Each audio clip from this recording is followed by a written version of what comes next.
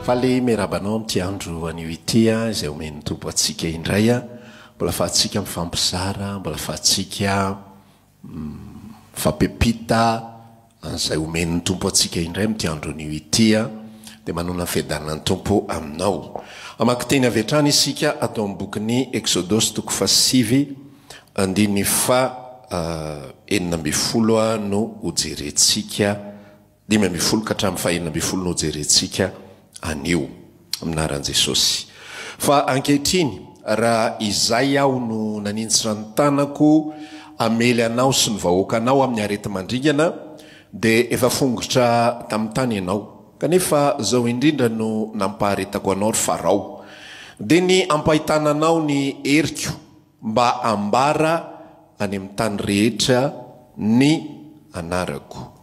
Ary ny manaraka dia ny Exodus toko fa 17 andiny fa roa. Exodus toko fa 17 andiny fa roa toy izao ny vaky ny teny aminaran'i Jesosy. Dia nilady tamin'ny Mosesy ny olona ka nanao hoe omeo rano izahay mba hosotroinay. Fa ho Mosesy taminy, nahoana no milady amiko ianareo? Nahoana no maka fanahy an Jehova ianareo? Ary nangetaheta teo ny olona dia nomonomonina tamin'ny Mosesy izy ka nanao hoe nahoana ianao no nitondra anay niakatra ny alan'i Egypta afatika etaetanay sy ny zanakay ary ny bibinay. Ireo teny anankiroa ireo izay mikasika ny Mosesy sy ny zanak'Israely hatrany no ifampizarantsika amin'ity andro anio ity. Ka ny lohahevitra na ny lohateny izay omentsika izao dia ny fihevitr'olombelona sy ny fihevitr'Andriamanitra, ny fisainan'olombelona sy ny fisainan'Andriamanitra dia izay no ifampizarantsika anio.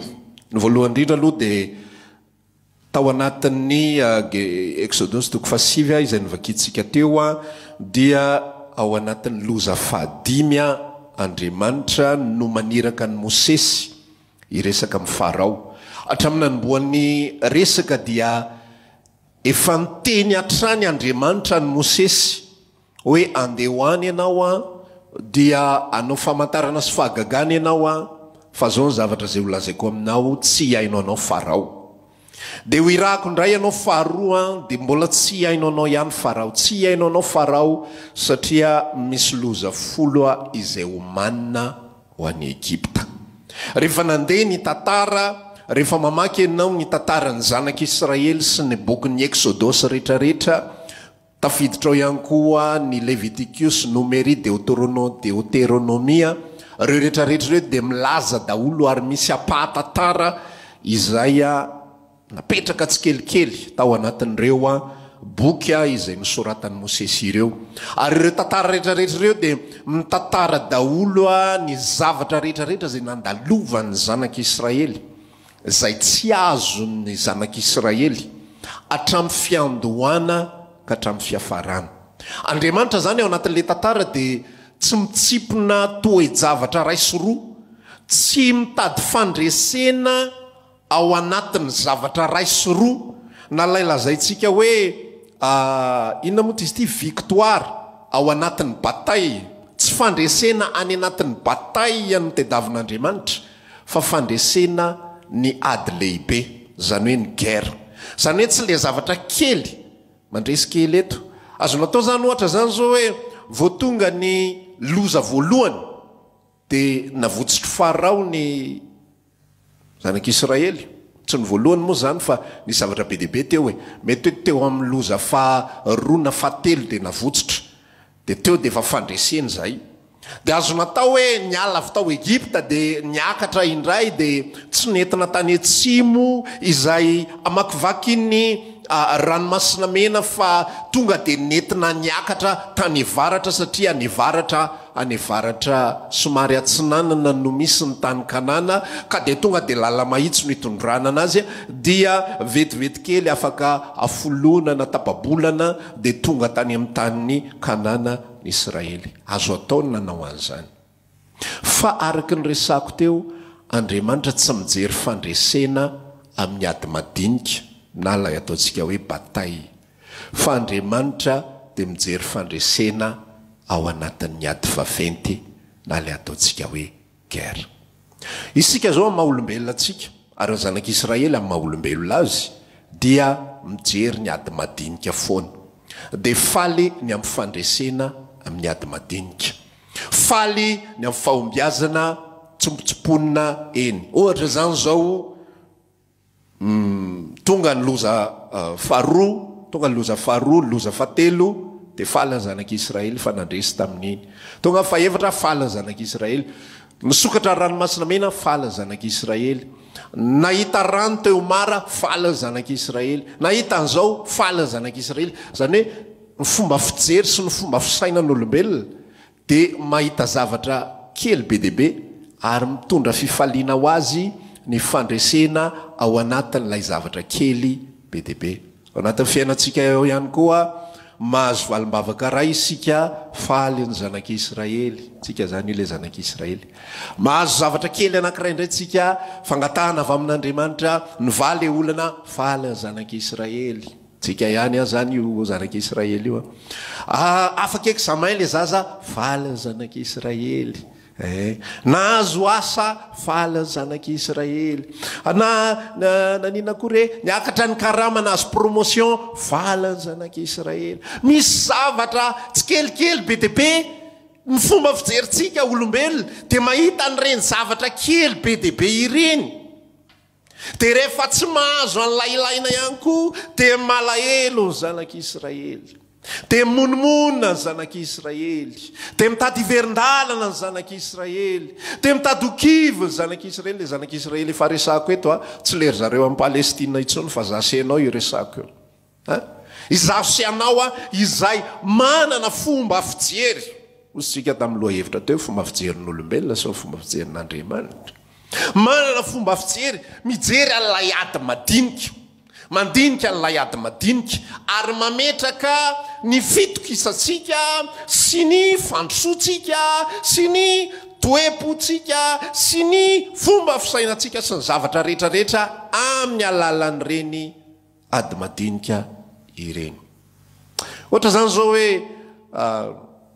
nangata-javatra ianao dia azonao avy tamin'Andriamanitra le izy, nangata-janaka ianao dia azonao ilay zaza avy tamin'Andriamanitra, toe-jaza vadinao teraka tsara tarehy zazakely faly erenao mijoro vavolombelona misaotra ny tompo fa tena nahazo zazakely zahay dia ohatran'izao dia ohatran'izao dia ohatran'izao.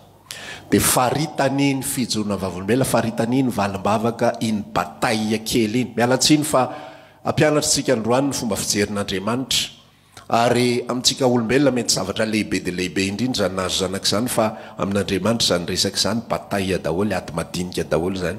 Dia rehefa nahazo nandresy tamin'ny ady madinika iny ianao tamin'ny fiarahana amin'ny tompo dia faly be ianao anatin'ilay izy ary conditionné-n'iny na feran'iny na apetraka iny ny finoanao an'Andriamanitra. Zany hoe rehefa nandresy ianao tao anatin'ilay ady madinika dia mirehitra ny finoanao an'Andriamanitra ary ny finoanao an'Andriamanitra tao anatin'iny ady madinika iny dia mirehitra mandritry ny vetivety fotsiny ihany.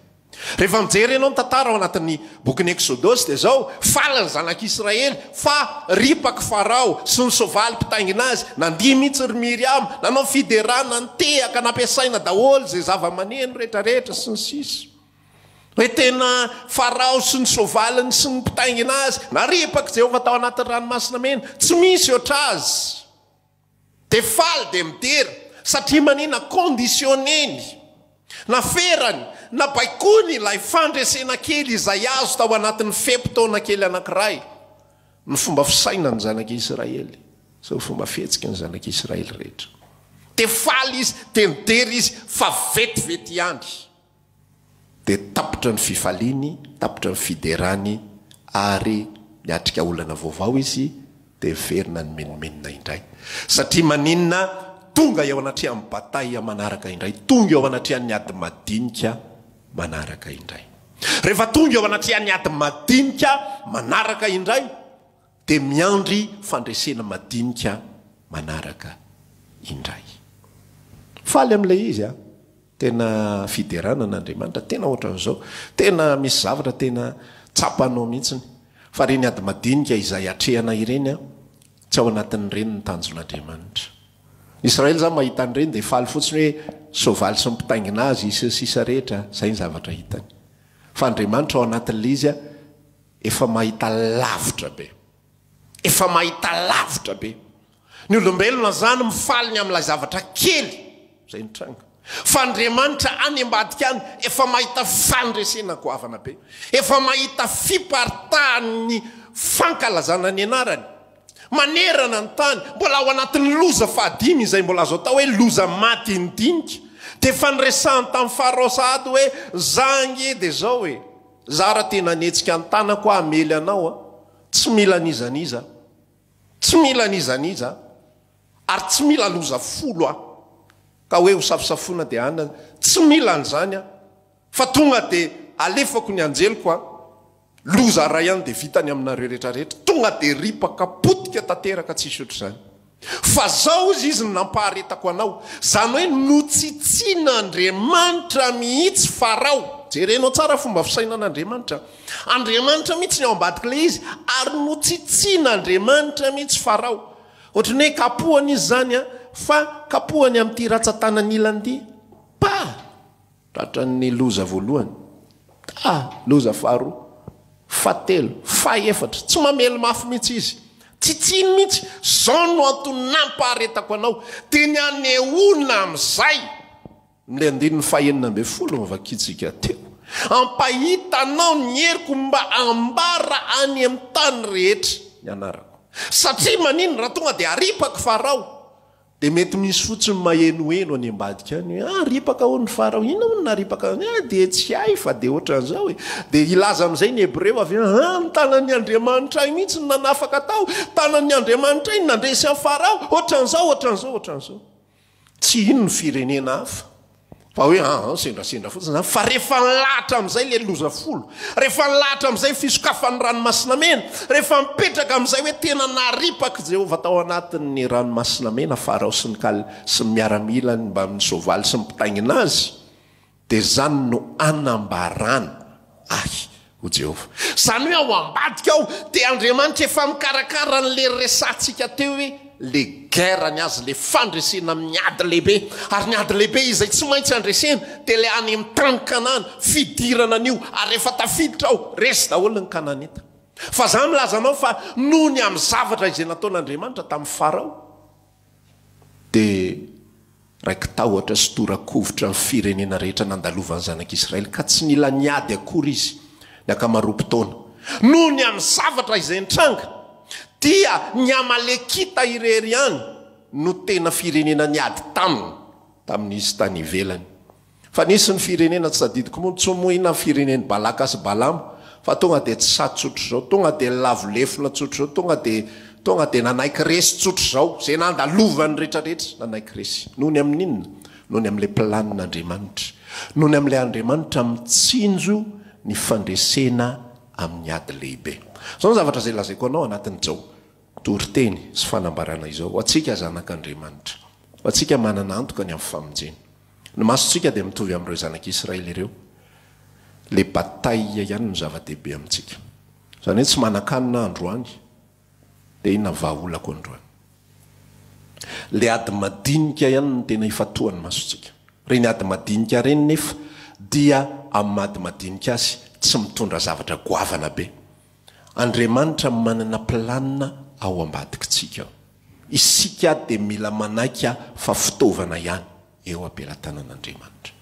Raha vao tsy manaiky an'izay tsika dia manao tahaka ny zanak'Israely.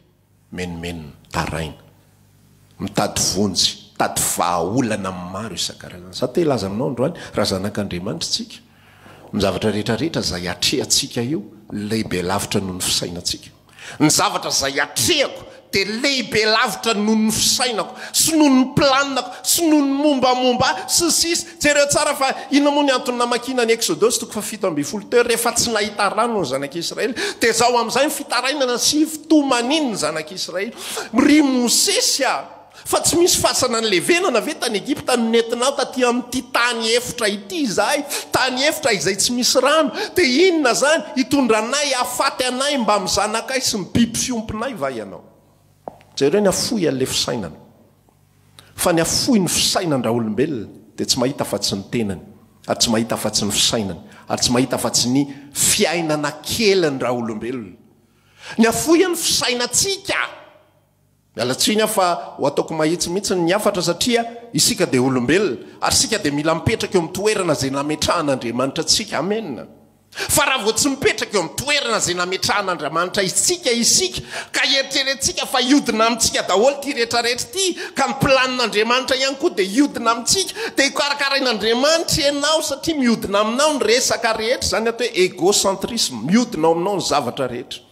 Ary zay ny atao hoe anthropocentrisme, miodina eo aminao ny zavatra rehetra. Ny planin'Andriamanitra miodina eo aminao. Dia manomboka amin'izay ny zanak'Israely, manomboka mijery izy an'ilay zanakeliny. Zay le fomba fisainan'olombelona, ndrety zanakeliko. Dia ho fatiny etaeta ty no ny amin'ity adalany ty lahy antitra fotsy volom-bava ity.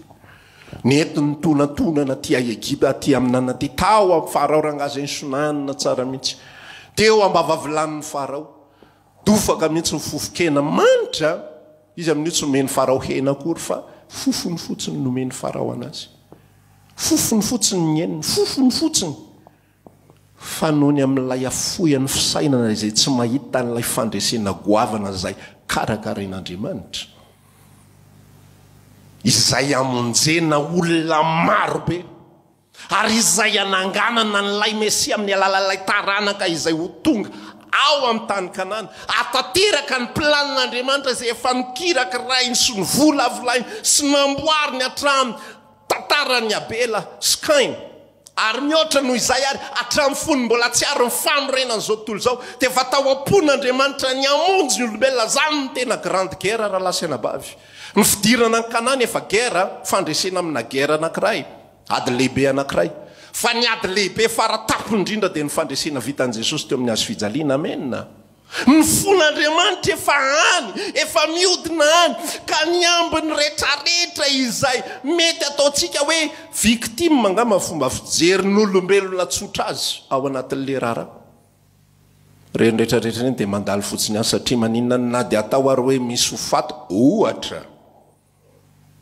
Ny zanaka ny ankizy kely sy ny ankizy madinika nyreo zanak'Israely ireo, ohatra ny lazaika. Dia ny fahafatesan'ny vitsy dia zavatra kely sy tsisy dikany eo anatrehan'ny famonjena fanahy amandavitra isany. Satria ny olombelona rehetrarehetra nge ho faty daholo. Amin'Andriamanitra nge fahafatesan'izany tsisy dikany. Fa amintsika olombelona io zavatra manjo antsika io faratapo-pahoriana. Amintsika olombelona sy amin'ny fomba fijerintsika io zavatra manjo antsika io faratapo-pijaliana, io faratapony amin'ny enatra. Io ny zavatra izay manahirana indrindra ary tsy misy afa-tsy zavatra tokana ny ao an-tsaindraha olombelona. Ahoana ny alako, ahoana ny andreseko amin'ity petite bataille ity, ahoana ny andreseko amin'ity ady kely madinika ity, ninona manjoanao eo. Raha zanak'Andriamanitra sika mila manana fomba fijerin'Andriamanitra amin'izay manomboka androany. Fa Andriamanitra mijery ny guerre, Andriamanitra mijery fandresena lehibe, ary isika mila manolo-tena. Raha nanolo-tena ny zanak'Israely ho amin'izay hitondran'Andriamanitra azy, ho amin'ny fisainan'Andriamanitra, ho amin'ny lalan'Andriamanitra. Milazanao fa tsisy ripaka izy rehetrarehetra teny am-pandehanana. Tsisy ripaka fa tonga sao matsara, amin'ny matsara. Fa izy ireo tsy vonona mihitsy irona any amin'ilay fisainan'Andriamanitra. Tsy nitady mihitsy ny teo anatrehan'ny Mosesy mba ahoana ny fisainan'Andriamanitra, mba inona ny tian'Andriamanitra atongavana amin'izao lalan'izao, manaiky izay ho amin'izany projet sy planina goavana be izany. Fa ny anazy fisainany inona no sotronay androany. Rehefa tsy omenao anay androany izay tianay ho sotrona androany dia avelao zay andeha hody. Avelao zay hiverina any amin'ny Farao fa any ny rano be dia be sotrona. Rehefa tsy omenao anay androany ny hena izay ilainay, andao zay hiverina any amin'ny Farao fa any hena mitobaka be. Zany hoe le olombelona raha lasianabavy sy ny fisainan'olombelona mamoehitra, ny fisainantsika senao mamoehitra, izay mifandona ny fisainan'Andriamanitra dia ny anio ihany. Ahoana ny andreseko ny anio, ahoana ny ampiazako anio, ahoana ny ampivany olako anio, ahoana ny asitrana ny aretiko anio, ahoana ny atafavoaka ny fiainako anio, ahoana ny afahan'ny zanako fanadinana anio, ahoana no ampahendry ny vadiko anio. Fa tsika tsy miraraby izay fisainan'Andriamanitra any, tsika zanak'Andriamanitra no iantefany zao afatra zao raha lasana bavira nan'olo tena raha tsapanao ny asan'ny Kristy marina atao anatin'ny fonao maneke amin'izay hiditra ao anatin'ny tontolo fanjakan'ny lanitra androany fantatrao ny dikazany tontolo fanjakan'ny lanitra lazaraiko aminao sy lazaiko aminao zany tontolo mivelatra farak'izay lehibe indrindra zany mihoatra lavitra noho ny fisainantsika maneke hiditra ao anatin'ny tontolon'Andriamanitra zay lehibe lavitra noho ny fisainantsika zay lehibe lavitra noho ny fihevitrika zay lehibe lavitra noho zay mety eritreretitsika fa tsara sy mendrika maneke hiditra ao anatin'izany fa tsy mampiadana ny faniriana lalandava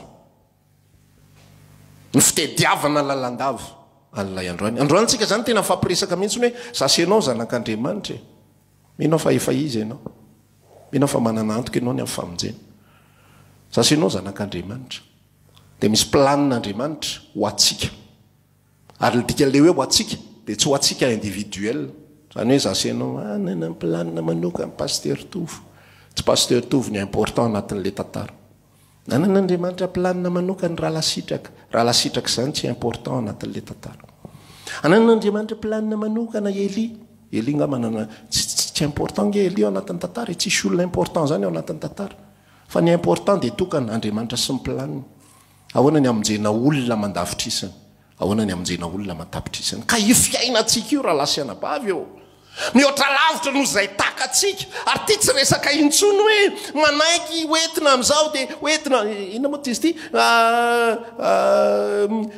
salamo fa 900 ohatra ny 110 aitsika tsara efa nzato toetra anay ianao Andriamanitra efa nanadio anay tahaka ny fandio vola fotsy am'memy efa nampiditra anay tao anatin'ny fandrika ianao efa nanisy tamavesatra teo ambalahanay ianao kanefa nitondra anay tamin'ny fitahina matretrika ianao zay salamo zay mba safosafona ny olona aloha efa tsy manana fanamasina ihany izy ampahery azy fa isika kosa raha lasana bavy zao fiainantsika izao zay ny atao hoe manolo teny dia ampiasain'Andriamanitra transformen'Andriamanitra nisy fotoa Mosesy tena leo mihitsy ny amin'ny zanak'Israely fa maninona no sainao mitondra an'izao vahoaka izao vahoaka mafiatoka vahoaka ohatran'izao mba ny grevy ihany ny tany anatin'ny Mosesy satria maninona makaleo loatra reto olona reto fa ny onona ihany ny tany anatiny ary ny anina ihany ny tany anatiny ary ny lamma ihany ny tany anatiny satria ny planin'Andriamanitra lehibe lavitra noho Mosesy tsika raha lasana bavy tsy miaritra ny zavatra rehetrarehetra mba hiditra amin'ny fitahina matretrika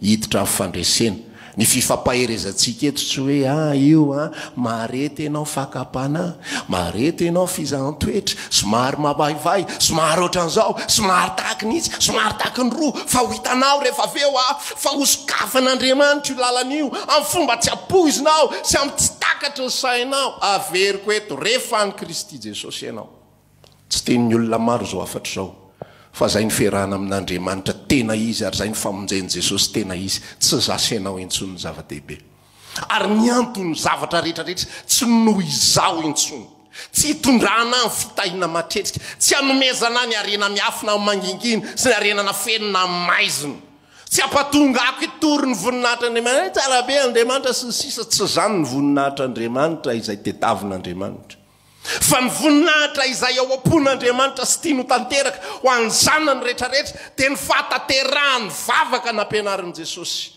ho tonga anyeny fanjakanao ary ho atao anyeny sitraponao ety atany tahaka ny eny an-danitra zany ny planin'Andriamanitra zany ny fihevitr'Andriamanitra ka zasy ianao mandalo zavatra io ivavakanao tsy mety miva io aretinao tsy mety sitrana io zay efa nahita aretina be dehibe sitrana amapolony maro nentina mbavaka sitrana hatramin'ny zazakely nisy malformation hatrany amboaka marary fo misy zavatra tsy milamina ao anatin'ny folo le zazakely ao voateraka le zaza dia mampalahelo be mihitsy ary nisy anankiroa zareo fa ny anankiray maty ny anankiray velona nentina mbavaka ny rano fiangonana nitondram-bavaka tamin'ny fony rehetrarehetra amin'izao fotoan'izao le zazakely tsy haiko na 5 taona sa 1 taona izy amin'izao velona soma tsara miriary tsara tsisy ninona tsisy olana fa efa nahita ihany koa izahay tsy mety sitrany Zamaly formation zany efa nanomboka nyresaka ny olona tamin'ny ino moa ty izy ty tamin'ny ray aman-dreny zay mahita lalana ohatrohatran'izao hoentina ny ndafy évacuena dia any atao opération dia sisa rehetrarehetra fa tamin'ny fomba mahagaga Andriamanitra nanasitrana zay le lazaiko anao hoe bataille fandresena any anatin'le bataille fa misy ihany koa tsy fandresena any anatin'ny bataille ary zany réalité zava-misy izay mila mampatonga atsika tonga saina tokoa mila mahatonga atsika tena milaza mihitsy hoe zay ny fahamarinana fa tsy voatery foana hoe miaraka amin'Andriamanitra dia valim-bavaka foana miaraka amin'Andriamanitra dia mivaha foana ny olona miaraka amin'Andriamanitra dia mivadika fandresena misy ady tsy mivadika fandresena fa tena faharesena satria zay ny atao hoe bataille adikely madinika misy ady mefarana amin'ny fahafatesana ary satria bataille zany mba tsy ary mihitsy ny ahako ny rahalahy anankiray zay niaraka nanompo taminay tena any Kristy tena mitory filazantsara tena izy fa maty izy tapaka lalandra amin'izany zavatra zany zao tena mamenatra mihitsy hoe tena zanak'Andriamanitra vera nga mpanompon'Andriamanitra tena nitory tena fahoana ary zany zavatra ny tsy azoko mihitsy tsy azotsika le izy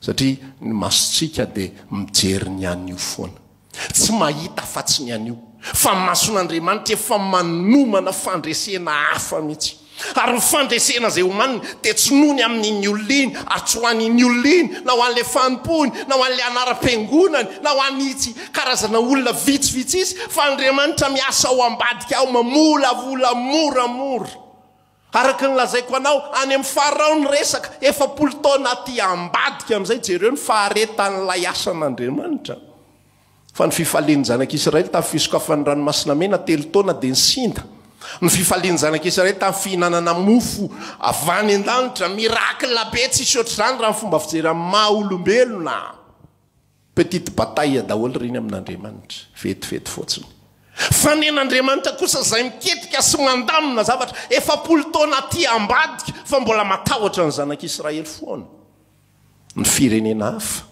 noho ny amin'ny nataon'i Jehovah tamin'ny farao zasenao dia fitaovana fotsiny ihany amin'ny fotoantsika tsy manaiky an'izay toerana izay ny fiainantsika dia fitaovana fotsiny ihany kosa izy zanak'Israely avy reto zanaka kely madinika reto zanaka kely madinika reo fitaovana fotsiny ihany ary eo resako taminao teo fa Andriamanitra tena mipermetra zavatra be deaibe da atao mitankanana ary nge raha lasana bavy zany zavatra zany mbola mametraka mampisalasala be olona be deaibe ary tsy hitan'ny olona mpivavaka zay avaly hoe ny Andriamanitra reo mamono ankizy kely mampamono ankizy kely vehivavy be voka dia teneny hoe aza vela iso velona na iray ary fa didio ny kibony ahoana zany Andriamanitra faran'izay ratsy zany tsy Andriamanitra faran'izay ratsy izy fa ny Andriamanitra izay topontsika dia tsy Andriamanitra ny ady madinika fa Andriamanitra ny ady vaventy tsy Andriamanitra misaina ny anio fa misaina ny mandrakizay ary mandrakizay atreretiny dia famonjena fanahin'olona foana famonjena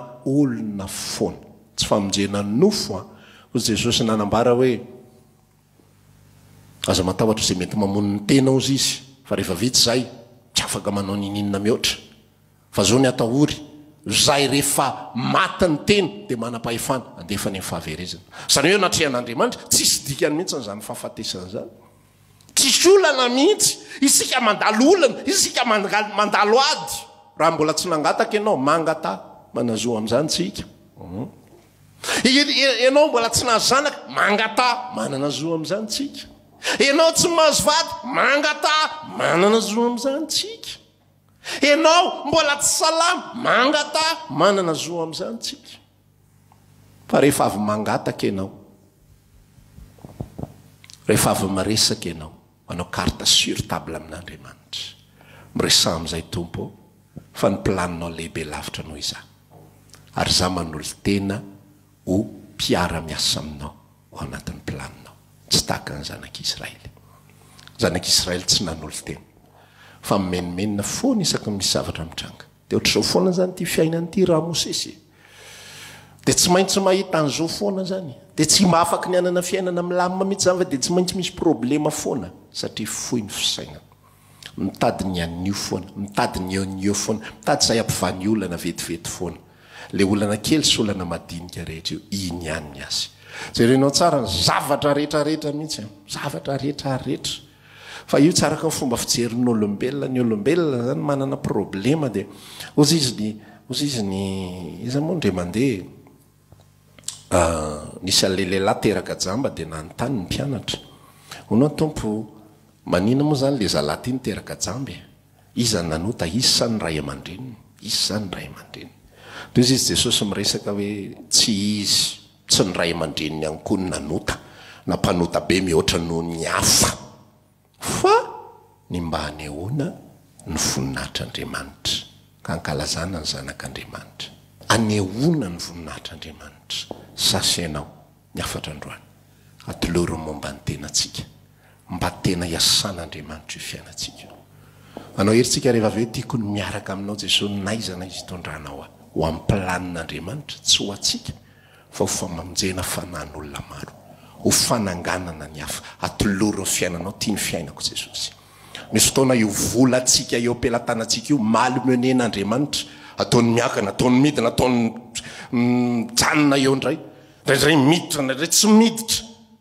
impiritsika angataka an'izany foana hoe ataovy an'izao fotoana amin'izay zao firesena amin'ny tompo hoe ataovy izay tianao Jesosy atolotroanao ny volako ataovy izay tianao atateraka amin'ny planinao atolotroanao ny fiainako ataovy izay tianao atateraka amin'ny planinao za Jesosy tia azo vady fa mihoatra lavitra noho izany tiako tateraka amin'ny planinao za Jesosy tia azo zanaka fa mihoatra lavitra noho izany tiako tateraka amin'ny planinao za Jesosy tiako mba azo asa fa raha tsy fahazoko asa ny atateraka amin'ny planinao ho atao any sitraponao eny zany fa tsy maintsy olona efa créature nouvelle zavaboary vaovao amin'Andriamanitra vo afaka anaka an'izany fa ny Israely tsy zavaboarin'Andriamanitra tsy zavaboary vaovao amin'Andriamanitra fa olombelona ordinaire atoloro ny momba ny tenanao mihoatra lavitra n'le fiainana kely mandalo zay mety misy fahatsarana zay mety misy ady ihany koa fa rehefa fahatsarana rehetrarehetra zay ho amin'ilay fandresena lehibe n'Andriamanitra atao zay tsy fandresena lehibe atsika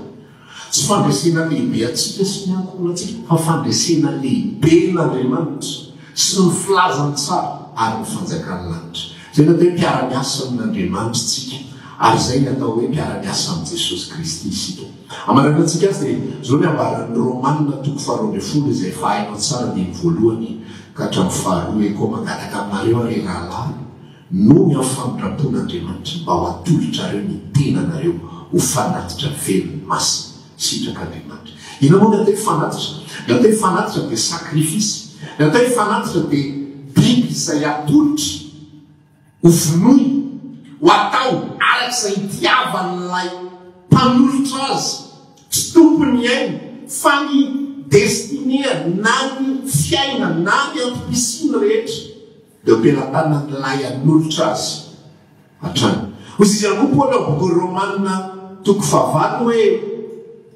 toy ny ondro vonoina ozy izy ny fijery anay fa nony aminao no aminona ilay mandrakariva toy ny ondro vonoina no fijery anay kanefa amin'izany rehetra manoatra ianao ny mpandresy isika amin'ny alalan'ilay diatsika mpandresy ianao amin'ny fotoana ianao manaiky amin'izay hoentin'Andriamanitra arak'izay hitondrany ianao ametrany problema amin'ny fotoana ilany an'izany hitondrany fitahina amin'ny fotoana ilany an'izany ampandreseny an'le petite guerre le petite bataille amin'ny fotoana ilany an'izany ary misy fotoana ihany koa tsy ampandreseny misy fotoana ihany koa mety ho reraka fa ao anatin'izany rehetra zany rehefa manolo teny ianao dia misy herin'Andriamanitra miasa ao anatin'ny fonao satria ny hery kosa izy tanterana fahalemena zay fifampizarantsika amin'ity androany ity no atsika hivavaka Andriamanitra rainay misaotra noho ny amin'ny fotoanan'io saotra noho ny amin'ny zavatra izay omenao anay ary tsy tapaka ianao miresaka aminay